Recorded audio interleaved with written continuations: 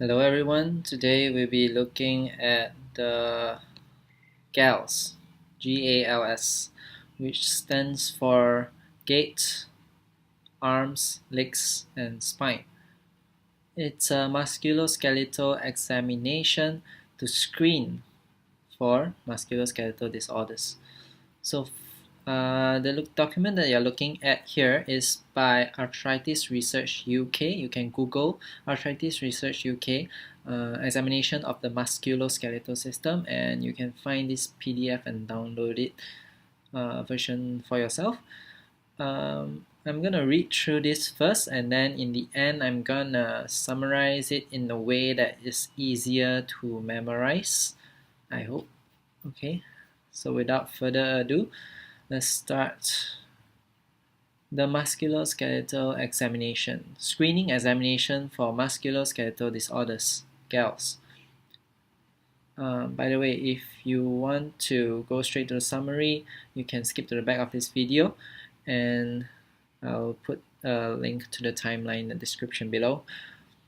Okay, a brief screening examination which takes 1 to 2 minutes has been devised for use in routine clinical assessment. This has been shown to be highly sensitive in detecting significant abnormalities of the musculoskeletal system. It involves inspecting carefully for joint swelling and abnormal posture, as well as assessing the joints for normal movement. The screening examination is known by the acronym GALS, GALS, which stands for Gait, Arms, Legs, and Spine. The sequence in which these four elements are assessed can be varied. In practice, it is usually more convenient to complete the elements for which the patient is weight-bearing before asking the patient to climb onto the couch. Yeah, so do everything that you can do while the patient is still standing. Weight-bearing means standing. Before you ask them to go to the couch. This is common sense. P-GALS, pediatric GALS, is a modification of GALS, which is not shown here, I think. Okay, so GALS, G-A-L-S, starts with gait. Ask the patient to walk a few steps, turn around and walk back. Observe the patient's gait for symmetry, smoothness, and ability to turn quickly.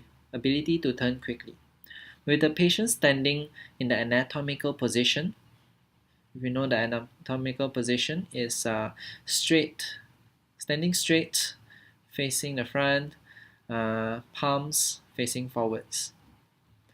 With the patient standing in the anatomical position, observe from behind, from the side, and from in front for bulk and symmetry of the shoulder, gluteal, which is the butt, quadriceps and calf muscles, limb alignment, alignment of the spine, equal level of the iliac crest, ability to fully extend the elbows and knees, popliteal swelling, abnormalities in the feet such as excessively high or low arch profile.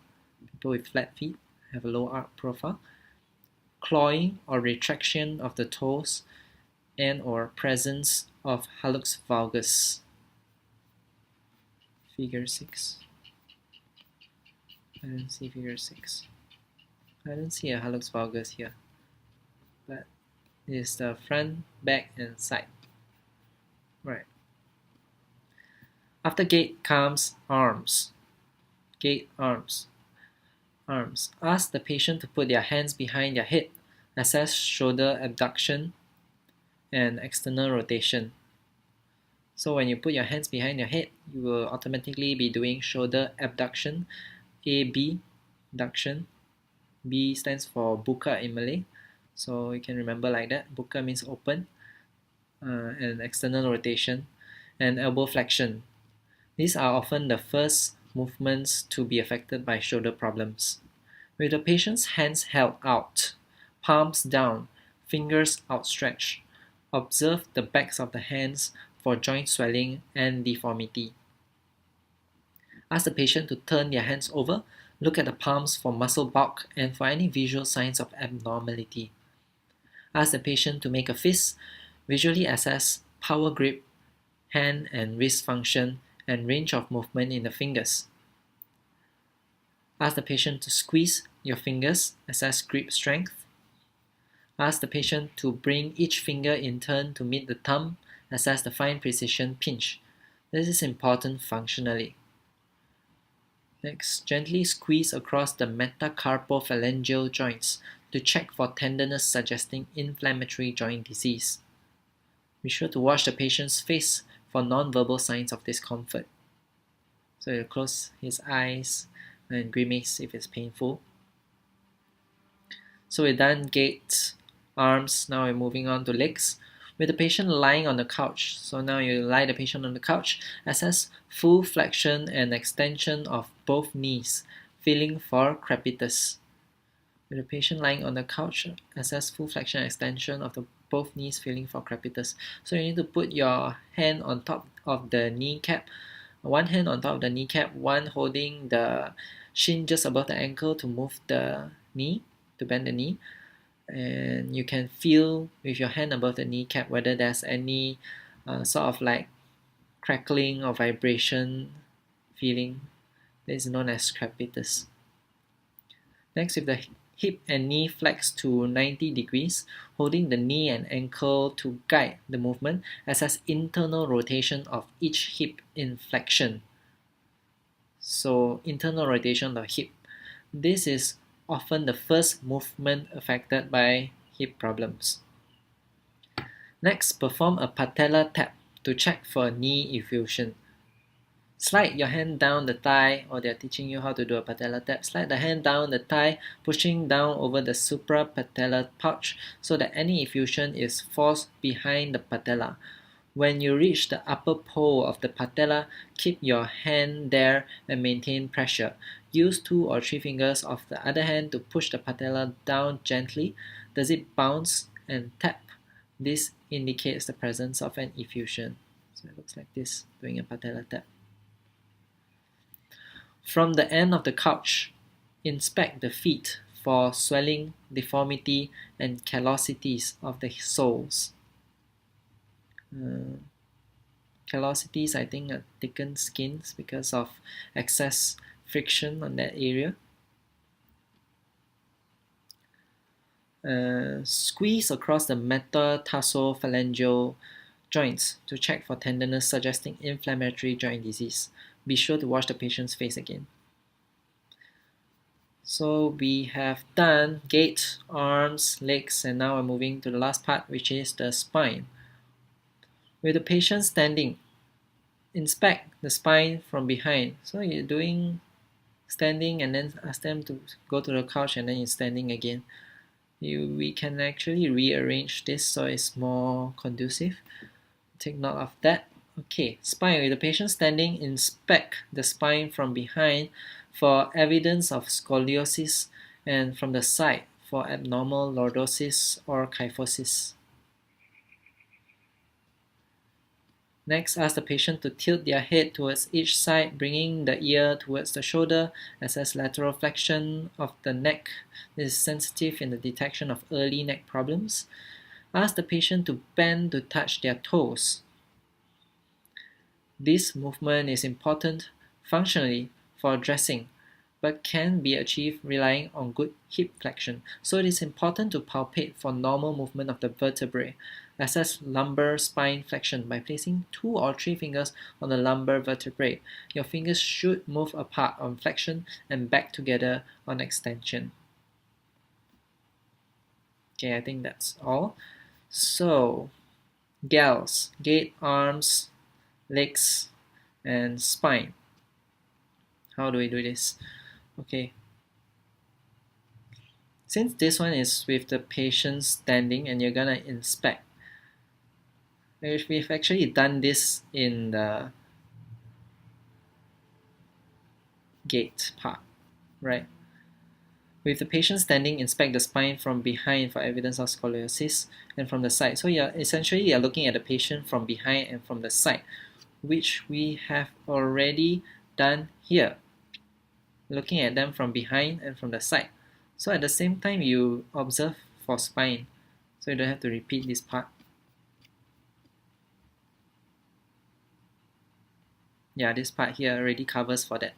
So other than observing for all these things, you should also observe the spine for any asymmetry, from the side you see if there's any lordosis or kyphosis. From the back you see if there's any scoliosis. Right. Okay. And it might be better to do gait, spine, arms, legs. Although it's GALS, you can rearrange. It says here that you can rearrange it. So we'll rearrange it. GSAL. Gait, then spine, then arms, then legs. Okay.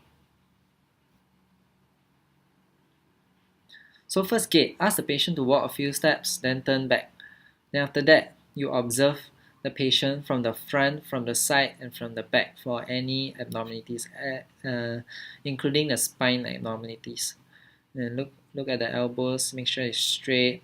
Look at the back of the knees, popliteals parts, whether there's any swelling, valgus, varus of the knees, whatever you can see. Make sure the patient is well adequately exposed so that you can see all these parts. Next, we do spine. So ask the patient to bend forwards. We already done the inspection. Now we're gonna, we can do head first. So we ask them to tilt their head from side to side. So bring the ear towards the shoulder on the right and then repeat on the left. And then after that, put your fingers on the spine and ask them to touch their toes. And you assess lumbar spine flexion this way. Next, we move to arms. Gait done, spine done, arms. Ask the patient to put their hands behind their head. Then ask the patients to put their hands out, palms down. Then ask the patient to turn their hands over, so palms facing up. Ask the patient to make a fist, then open the fist, and then put your two fingers on top of their palms and ask them to squeeze your fingers. And then ask them to let go and ask the patient to bring each finger to meet the thumb.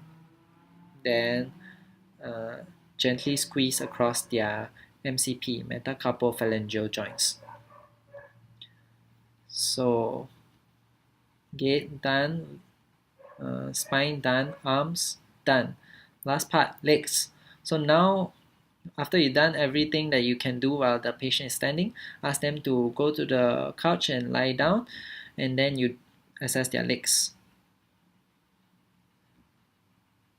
So ideally, I like to do the inspection first, right?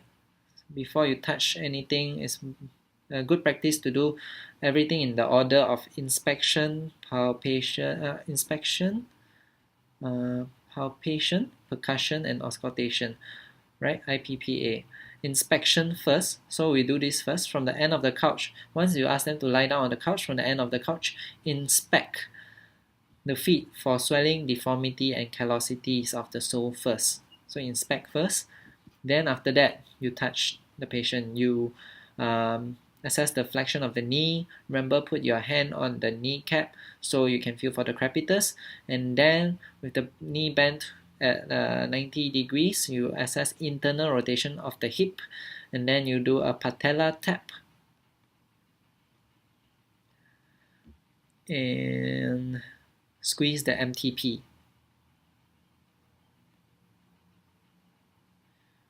Actually, it doesn't matter if you don't do the inspection first, because you're going to move to the end of the couch when you're squeezing the MTP, metatarsophalangeal joints. So it's up to you. Right, so let's summarize this again. For GALS, we do gait. GALS stands for gait, arms, legs, and spine. However, it's better to do gaits, spine, arms, and then legs, because we want to do everything that's that we can do when the patient is standing first. When the patient is weight bearing, do everything that you can before you ask them to go to the couch and lie down. So Gait, ask the patient to walk distance and turn back, and then ask the patient to stand still in anatomical position. You look from the front, the side, and from the back, assessing for everything you can see, and also looking at the spine for any lordosis, kyphosis, scoliosis. Next, you assess the spine. You ask the patient to tilt their head towards each side, bringing their ear towards the shoulder, and ask the patient to bend down to touch their toes. At the same time, you're putting your 2 fingers behind the patient's spine. Okay, that's all for spine. Next, we go to arms. Ask the patient to put their hands behind their head. Ask the patient to put their hands out, fingers outstretched, palm facing down. Then ask them to turn their palms facing up, and then ask them to make a fist, and then release the fist, and then put your finger on their palms, and then ask them to squeeze your fingers, and then let go, and then ask them to bring each finger to meet their thumb, and then gently squeeze their MCP, metacarpophalangeal joints. And then moving to legs, with the patient, ask them to lie down on the couch, and then you can do inspection first. You inspect the feet first, and then after that you flex the knees, check for crepitus, internally rotate the hips, and then perform Patella Tap and squeeze the MTP. And that's all for GALS. Thank you.